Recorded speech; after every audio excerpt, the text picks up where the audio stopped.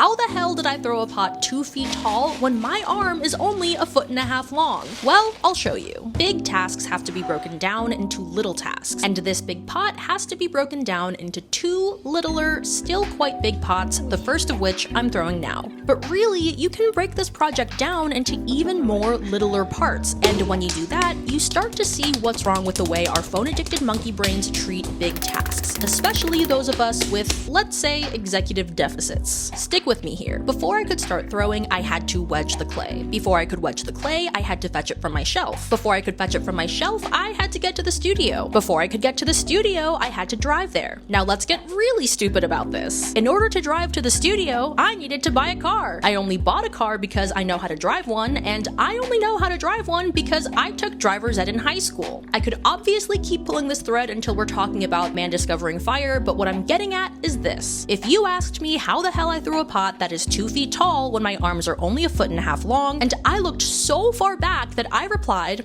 well, first I passed driver's ed, you would check my settings to see if I'm missing a critical software update. But this is often what we do when we look ahead at big or complex tasks. Picture this. You're at work and you think to yourself, I have to clean when I get home. Not only does that make work more stressful, but within that one statement is, I have to finish out the day, suffer through traffic, get home, pick up all the random shit on the floor, sweep, vacuum, mop, do the dishes, confront my roommate about cleaning the bathroom, which triggers my contamination. Oh shit, what am I having for dinner? I haven't called my mom in a while. When you take on all of these tasks simultaneously, of course you're not fucking cleaning when you get home. That's a fuck ton of things to do. When you put it that way, I don't think anyone should feel bad about themselves for scrolling on their phones instead of cleaning. But that task doesn't have to be so daunting. Think about how much better off I'd be if I had focused on my work, observed the mess when I got home, and asked myself, what's something I can clean right now? And then unloaded the dishwasher. That current and active task is my only obligation. When I finish, I can reassess, clean another thing, or go lay in bed and scroll. Now, I am aware that this is not new advice. How do you write that essay? 1 word at a time. How do you run 5 miles? I don't fucking know because I've never run more than 1, but I hear the answer is 1 step at a time. What's new is the way that late-stage capitalist pressure, present-day fascism, and our fucking phones keep us overstimulated and constantly tell us we're inadequate. When you wake up, your obligation isn't to topple authoritarian regimes and make $20 million.